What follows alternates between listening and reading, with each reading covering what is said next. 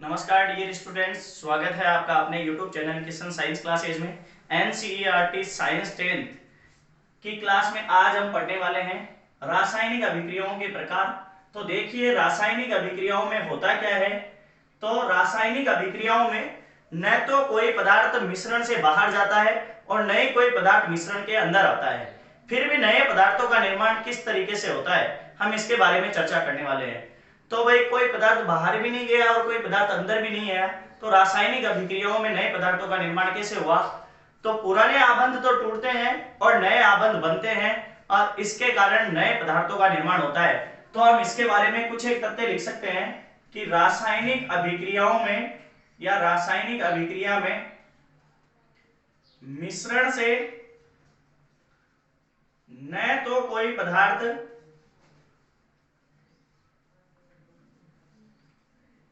अंदर आता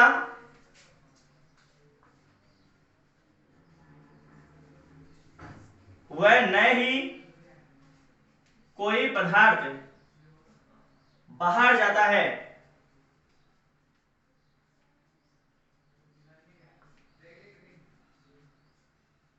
रासायनिक अभिक्रिया में यौगिकों के परमाणुओं के बीच जो आबंध होते हैं, जो पुराने आबंध होते हैं, वो तो टूट जाते हैं। तो रासायनिक अभिक्रिया में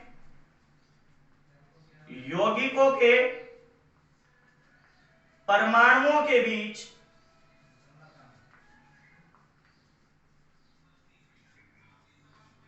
पुराने आबंध टूट जाते हैं, वह नए आबंध बन जाते हैं।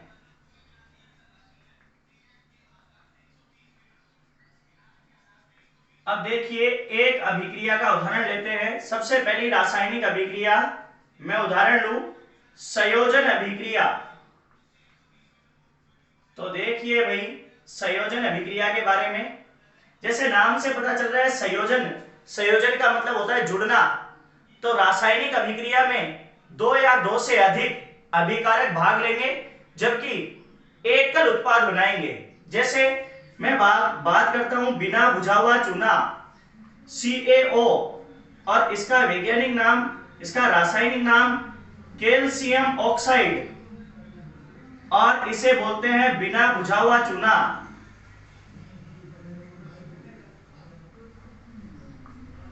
इसका उपयोग होता है भाई सीमेंट उद्योग में,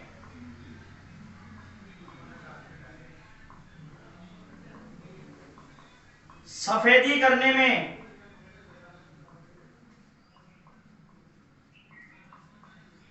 पान में भी उपयोग होता है। पान और पुड़िया जो गुटखा होता है, पान गुटखा, इन सब में भी इसका उपयोग होता है। अब देखिए, जब इसको जल में घोल देते हैं तो देखो, अपने पास में यहाँ कैल्शियम था, कैल्शियम की संयोजकता +2 थी, ऑक्सीजन की संयोजकता -2 थी, तब जाकर यहाँ बना हुआ था कैल्शियम ऑक्साइड, यानी कि कैल्शियम +2 और ऑक्सीजन -2, दोनों के मध्य एक आबंध था, एक बंध था। यहां बात करते जल, जल में था एक H पॉजिटिव और एक OH नेगेटिव आयन, दोनों के मध्य एक बंध था। ये पुराने बंध है, दोनों टूट गए जैसे इन दोनों को डिसोल्व किया गया। कैल्शियम Ca, इसने अभिक्रिया की तो ये बन गया CaOH का होल ट्वाइस, और ये OH पॉजिटिव से अभिक्रिया करके OH बना लिया, तब जाकर यहाँ ये दोनों मिलकर भी OH बन गए और ये OH स्थायी था। तो अब यहाँ दो OH हो गए और दोनों OH ने मिलकर अभिक्रिया कर ली, किससे, कैल्शियम से। तो यहां बन गया CaOH का होल ट्वाइस। इसे बोलते हैं कैल्शियम हाइड्रोक्साइड।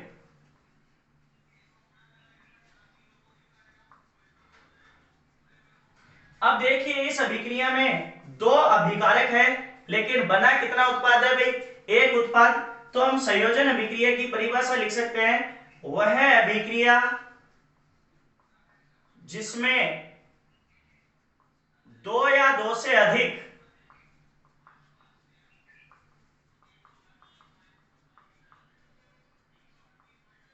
अभिकारक भाग लेते हैं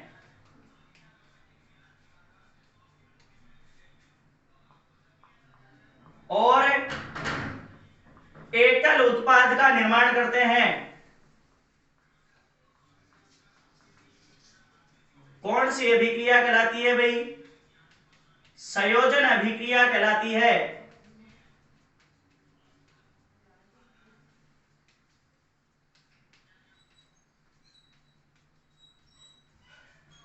ये आपके जो अभिक्रिया है, ये आपकी जो एनसीईआरटी की किताब है उसके 1.4 क्रियाकलाप के बारे में बताती है।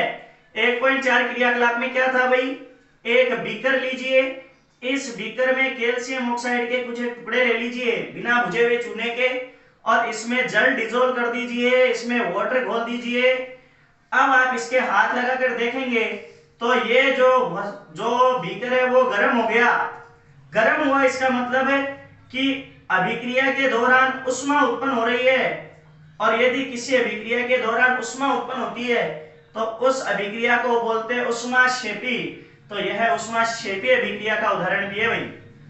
अब देखो इसके और उदाहरण देखते हैं। पहले संयोजन अभिक्रिया को कंप्लीट करते हैं, फिर मैं ऊष्माक्षेपी और ऊष्माशोषी के बारे में बताने वाला हूं। और उदाहरण कंप्लीट करें तो कार्बन का दहन या कोयले का दहन, तो जैसे ही ऑक्सीजन की उपस्थिति में होगा C+O2 is equals to CO2।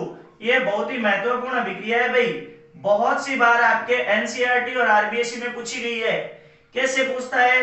Carbon के दहन की अभिक्रिया बताओ, या फिर लकड़ी के दहन की अभिक्रिया बताओ, या फिर ऐसे पूछता है कोयले के दहन की अभिक्रिया बताओ। तो C+O2 इक्वल देन CO2। एक उदाहरण अपन ने इसके शुरू में पढ़ रखा है, Mg+O2 इक्वल देन MgO, और संतुलित करने के लिए 2 लगा दिया। अब देखो एक अभिक्रिया हो रहा है H2+O2 is equals to H2O, जल। और यहां देखो इसको संतुलित करेंगे, हाइड्रोजन के यहाँ 2, यहाँ भी हाइड्रोजन के 2, यहाँ ऑक्सीजन का 2, लेकिन यहाँ ऑक्सीजन का 1 है। तो हीट एंड ट्रायल विधि से अपन ने संतुलित किया तो यहाँ 2 लग गया, तो ऑक्सीजन तो संतुलित हो गई। अब हाइड्रोजन हो गए 4, तो यहाँ भी क्या लगा देते हैं भाई? 2 लगा देते हैं। ये उदाहरण है किसका भाई? अपने संयोजन अभिक्रिया के। अब बात करें देखो ऊष्माक्षेपी अभिक्रिया। तो देखो ऊष्माक्षेपी अभिक्रिया क्या होती है? दूसरी यदि बात करें ऊष्माक्षेपी अभिक्रिया के बारे में, आपके पाठ के सीक्वेंस के अनुसार चलते हैं। तो देखो अभी अभी अपन ने देखा कि कैल्शियम ऑक्साइड की अभिक्रिया जब जल से करवाई तो कैल्शियम हाइड्रोक्साइड बना, और जो पदार्थ है वो गर्म हो गया, यानी साथ साथ में ऊष्मा भी उत्पन्न हुई। तो हम बोल सकते हैं कि वह अभिक्रिया जिसमें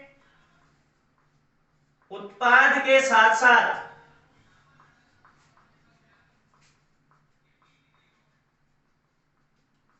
ऊष्मा उत्पन्न होती है,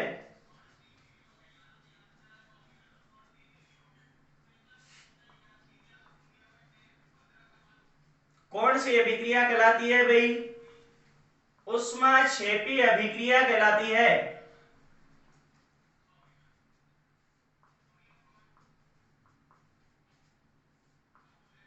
उदाहरण, तो उदाहरण आपके पास में था भाई अभी।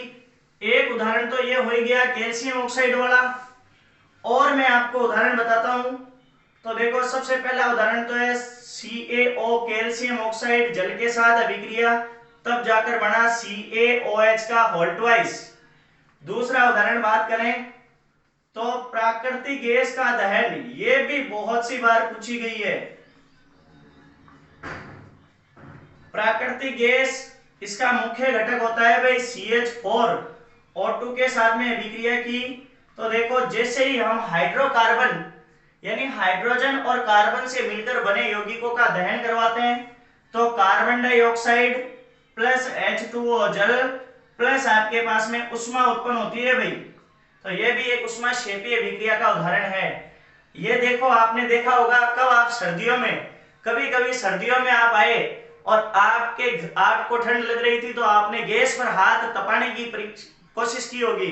तो गैस पर हाथ तपाने के बाद में आपने देखा होगा कि आपके हाथों पर थोड़ी सी नमी आ गई, तो ये वही जल है भाई अपना। अब देखिए तीसरा, देखो मानव श्वसन अभिक्रिया। मानव श्वसन अभिक्रिया, ये भी क्या है भाई, एक प्रकार की ऊष्माक्षेपीय अभिक्रिया है। देखो मनुष्य जो भी भोजन करता है वो सीधा सीधा ग्लूकोज के रूप में परिवर्तित हो जाता है, और मनुष्य को जो ऊर्जा मिलती है वो इस ग्लूकोज के विखंडन के कारण मिलती है। ये विखंडन होता है O2 के कारण जब हम श्वास लेते हैं तो, और ये बन जाता है कार्बन डाइऑक्साइड प्लस H2O जल, और प्लस ऊर्जा मिलती है या ऊष्मा निकलती है। देखो हम श्वसन में ऑक्सीजन गैस लेते हैं, छोड़ते कौन सी है भाई, कार्बन डाइऑक्साइड। और साथ साथ में आपने देखा होगा कभी आप कांच पर फूंक मारते हैं तो वहां थोड़ी सी नमी आ जाती है, थोड़ी भाप आ जाती है, इसका मतलब इसके साथ में जल की हानि भी होती है, और साथ साथ में हमें ऊर्जा मिलती है। जो वायु है हम श्वास के दौरान बाहर निकालते हैं वो थोड़ी सी गर्म होती है। अब देखिए एक उदाहरण और है भाई, शाक सब्जियों का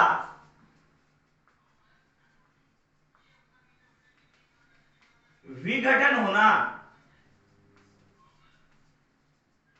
ये भी किसका उदाहरण है भाई, ऊष्माक्षेपीय अभिक्रिया का उदाहरण है। क्यों? क्योंकि शाक सब्जियों का विघटन होकर खाद बनता है, और खाद बनता है तो आपने देखा होगा जब अपन खाद की ट्रॉली भरते हैं तो उस समय हमें बहुत ज्यादा मात्रा में गर्मी लगती है। तो ये आपके पास में संयोजन अभिक्रिया थी, और ऊष्माक्षेपीय अभिक्रिया मैंने आपको बता दी। अब देखो अगला है वियोजन अभिक्रिया या अपघटन अभिक्रिया, अभिक्रिया नंबर 3। तो पहली और दूसरी आपको अच्छी तरीके से समझ में आ गई होगी, तो कृपया आप हमारे चैनल को लाइक करें, सब्सक्राइब करें और अपने दोस्तों को शेयर भी करें। तीसरी अभिक्रिया है कौन सी भाई, विघटन, विघटन अभिक्रिया, या इसका दूसरा नाम बोले तो वियोजन अभिक्रिया, या इसका तीसरा नाम बोले तो कौन सी अभिक्रिया भाई, अपघटन अभिक्रिया, या इसका नाम क्या है भाई, अपघटन अभिक्रिया। अब देखिए इन अभिक्रिया के बारे में पढ़ने वाले हैं। तो विघटन, वियोजन या अपघटन, इन सब का मतलब होता है टूटना। तो देखिए अब आपके पास में एक क्रियाकलाप दिया गया है 1.5। क्रियाकलाप क्या है 1.5, इसमें ये बोल रहा है कि आप एक परख नली लीजिए, इस परख नली में आप फेरस सल्फेट FeSO4 के क्रिस्टल लीजिए और इनको गर्म कीजिए। जब इनको गर्म करेंगे तो Fe2O3 फेरिक ऑक्साइड प्लस आपके पास में बढ़ने वाला है SO2 plus SO3 sulphur dioxide और सल्फर ट्राइऑक्साइड गैस। यानी देखो इस अभिक्रिया में क्या था भाई, यहाँ फेरस सल्फेट एकल अभिकारक था और ये 2 या 2 से अधिक उत्पादों में टूट गया। तो इस अभिक्रिया को क्या बोलेंगे भाई, विघटन अभिक्रिया, वियोजन अभिक्रिया या अपघटन अभिक्रिया। तो सबसे पहले तो बाद में यही लिख सकता हूं, वह अभिक्रिया जिसमें एकल अभिकारक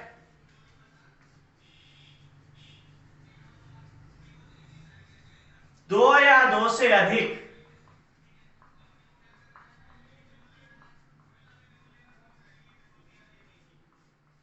उत्पादों में टूट जाता है।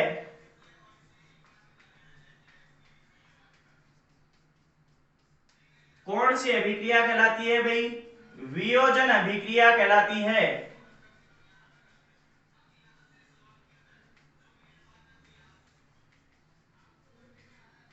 अब देखिए जिसमें एक उदाहरण मैंने बता दिया आपको, देखो इसको संतुलित करते हैं, यहाँ Fe के 2 परमाणु जबकि यहाँ Fe का 1 परमाणु। तो मैं यहाँ हिट एंड ट्रायल विधि का उपयोग करके गुणांकों के रूप में 2 लगा सकता हूं। अब देखो सल्फर के कितने हो गए भैया, 2 हो गए। तो सल्फर का 1 परमाणु ये रहा और 1 परमाणु ये रहा, सल्फर की मात्रा संतुलित। देखो ऑक्सीजन के कितने हो गए, 2 चौके 8 हो गए। तो ऑक्सीजन के 3 ये रहे, 3 ये रहे 6 और ये 2, टोटल हो गए अपने पास में 8। अब वियोजन अभिक्रियाएं है ये अलग अलग प्रकार की होती है। तो वियोजन अभिक्रियाएं कितने प्रकार की होती है भाई, 3 प्रकार की होती है। सबसे पहली अभिक्रिया बताऊं मैं तो ये है आपके पास में उष्मीय वियोजन। अब उष्मीय वियोजन किसे कहेंगे? तो यदि वियोजन का कारण ताप है या उष्मा है तो उस अभिक्रिया को क्या बोलेंगे अपन? उष्मीय वियोजन। तो आप लिख सकते हैं वह अभिक्रिया या वह वियोजन अभिक्रिया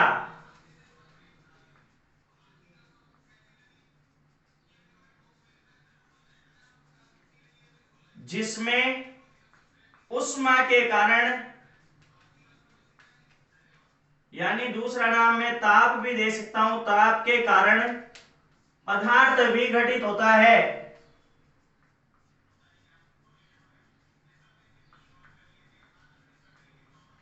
कौन सी अभिक्रिया कहलाती है भाई? उष्मीय वियोजन अभिक्रिया कहलाती है।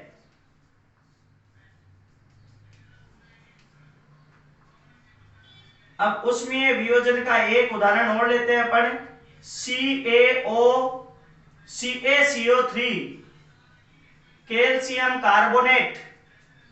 ये है भाई संगमरमर पत्थर। दूसरा नाम इसका बोले तो चूना पत्थर है, इसका रासायनिक सूत्र। तीसरा नाम बोले तो इसको बोल सकते हैं खड़िया पत्थर। जब इसको आप गर्म करते हैं, जब ताप देते हैं, तो ये calcium oxide plus CO2 carbon dioxide में बदल जाता है। कैल्शियम ऑक्साइड के बारे में मैंने पहले बता दिया, ये बिना बुझा हुआ चूना है भाई।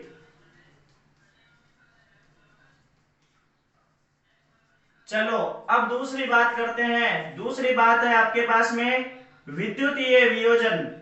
दूसरी जो अभिक्रिया है वो कौन सी है?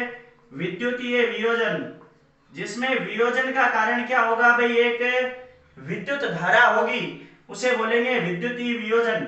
ये क्रियाकलाप नंबर 1.7 में दिया गया है। तो 1.7 क्रियाकलाप क्या है देखिए, पहले 1.6 क्रियाकलाप और बता देता हूं। इसमें उष्मीय वियोजन का एक उदाहरण और है, जब लेड नाइट्रेट को, किसको भाई? लेड नाइट्रेट को। तो लेड नाइट्रेट होता है PbNO3 का होल ट्वाइस। जब इसको आप क्या कर देते हैं भाई? गर्म करते हैं, तो ये बदल जाता है PbO2 प्लस NO2 प्लस बदल जाता है ये O2 में। और ये NO2 है जो नाइट्रोजन डाइऑक्साइड है, ये भूरे रंग की गैस होती है भाई। तो कई बार क्वेश्चन कैसा पूछा जाता है? तो कई बार क्वेश्चन ऐसा पूछा जाता है कि एक पदार्थ अक्ष को जब गर्म करते हैं तो भूरे रंग की गैस उत्पन्न होती है, तो बताइए वो पदार्थ अक्ष या वो तत्व अक्ष, वो यौगिक अक्ष कौन सा है? तो वो है आपके पास में लेड नाइट्रेट। ये आपके पास में क्रियाकलाप था 1.6। अब विद्युतीय वियोजन के लिए हम क्रियाकलाप नंबर 1.7 की बात करेंगे। तो 1.7 में क्या है? जल का विद्युत अपघटन। तो देखिए हम पढ़ने वाले हैं विद्युतीय वियोजन, और विद्युतीय वियोजन के बारे में पढ़ेंगे तो जल का विद्युत अपघटन पढ़ने वाले हैं। तो देखिए जल का विद्युत अपघटन कैसे होता है। तो सबसे पहले अपन को एक क्या लेना है भाई? प्लास्टिक का मग लेना है। प्लास्टिक का मग लिया और इसमें दो इलेक्ट्रोड आप क्या कर देंगे भाई? छेद निकालकर दो इलेक्ट्रोड लगा देंगे।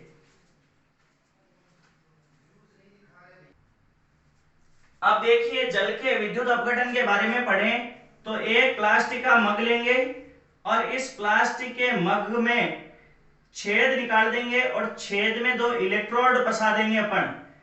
दोनों इलेक्ट्रोड फंसा दिए और इन दोनों इलेक्ट्रोडों पर उल्टी परख नलियां रख देंगे और इसे इन दोनों इलेक्ट्रोडों को आप किससे जोड़ देंगे भाई? बैटरी से जोड़ देंगे। एक इलेक्ट्रोड को बैटरी के धन सिरे से और एक इलेक्ट्रोड को बैटरी के ऋण सिरे से जोड़ देंगे। और इसमें अभी मैंने स्विच ऑन नहीं किया है, इसमें से आधे से ज्यादा हम इसको किससे भर देंगे भाई? जल से भर देंगे। जो शुद्ध जल होता है, ये शुद्ध जल विद्युत का कुचालक होता है भाई, इसलिए इसे यदि सुचालक बनाना है तो इसमें 2-3 बूंद नींबू के रस की डाल देंगे, या 2-3 बूंद H2SO4 की डाल सकते हैं तो कुचालक होता है, ये बात लिख सकते हैं अपन। अब देखिए, अब इसमें जैसे ही आप इसमें हमेशा डीसी धाराएं लगाएंगे, यानी कि इसको बैटरी से ही जोड़ेंगे। क्यों? देखो, दो प्रकार की धाराएं होती है, एक तो एसी और एक होती है डीसी। एसी बोले तो अल्टरनेटिंग करंट, इसको हिंदी में बोले तो प्रत्यावर्ती धारा, जो अपने घरेलू परिपथ में आती है। डीसी बोले तो दिष्ट धारा, जिसकी दिशा समय के साथ परिवर्तित नहीं होती, वो तो होती है डीसी। और जिसकी दिशा समय के साथ परिवर्तित हो जाती है वो होती है प्रत्यावर्ती धारा। तो देखिए, जो प्रत्यावर्ती धारा है वो इसके रासायनिक प्रभाव उत्पन्न नहीं करती, जबकि जो डीसी धारा है, जो दिष्ट धारा है, वो रासायनिक प्रभाव उत्पन्न करती है। अब देखिए, जैसे ही आप इसमें क्या करेंगे भाई, विद्युत धारा प्रोवाइड करेंगे, तो अपने पास में था पात्र में H2O जल, इसका करवाया विद्युत अपघटन। तो विद्युत अपघटन करवाएंगे तो ये टूट जाएगा H पॉजिटिव और O नेगेटिव में। अब देखिए, जैसे ये दो आयनों में विभाजित हो गया H पॉजिटिव और O नेगेटिव, तो देखिए ये जैसे ही धारा प्रवाहित की, तो ये तो था एनोड आपके पास में जो प्लस से जुड़ा हुआ है, और जो माइनस से जुड़ा हुआ है इसको बोलते हैं आप कैथोड। अब देखिए, जाहिर सी बात है, यहाँ H पॉजिटिव और OH नेगेटिव में टूटा, तो माइनस को तो कौन करेगा भाई, प्लस आकर्षित करेगा, और प्लस को कौन आकर्षित करेगा भाई, माइनस आकर्षित करेगा। यानी हाइड्रोजन गैस उत्सर्जित होगी, वो तो उत्सर्जित होगी भाई कैथोड पर, और जो ऑक्सीजन गैस उत्सर्जित होगी वो उत्पन्न होगी भाई एनोड पर। और इस तरीके से जल का क्या हो जाएगा भाई, विद्युत अपघटन हो जाएगा। तो देखिए, जबकि जल को उष्मा के द्वारा आप अपघटित नहीं कर सकते, इसलिए यह अभिक्रिया थी जल का विद्युत वियोजन। बहुत सी बार पूछा गया भाई, विद्युतीय वियोजन से आप क्या समझते हैं, और जल के विद्युत अपघटन का नामांकित चित्र बनाकर वर्णन कीजिए, ऐसा क्वेश्चन बहुत सी बार पूछा जाता है। अब देखिए, यहाँ जल था, जल में हाइड्रोजन और ऑक्सीजन दोनों का अनुपात है 2:1। तो कैथोड पर जो गैस उत्सर्जित होगी वो एनोड की अपेक्षा 2:1 के रूप में, यानी दोगुनी होगी। ये एक ऐसा क्वेश्चन भी है आपके पास में। तो देखिए, अब बात करेंगे तीसरा वियोजन किस टाइप का होता है। तो तीसरा वियोजन की यदि बात करें तो क्रियाकलाप नंबर 1.8 में क्या दिया गया वो देखना पड़ेगा। इसे बोलते हैं आप प्रकाशीय वियोजन। कौन सा वियोजन भाई, प्रकाशीय वियोजन। तो इसकी परिभाषा तो बहुत सरल होगी भाई, कि यदि किसी पदार्थ, किसी अभिकारक का वियोजन प्रकाश के द्वारा हो, सूर्य के प्रकाश के द्वारा हो, तो ऐसी अभिक्रिया को हम क्या बोलेंगे, प्रकाशीय वियोजन बोलेंगे। अब इसका एग्जाम्पल मैं आपको बता दूं तो देखो, AgBr और AgCl, इन दोनों का यदि मैं इसको सूर्य के प्रकाश में रख दूं, सनलाइट में रख दिया जाए,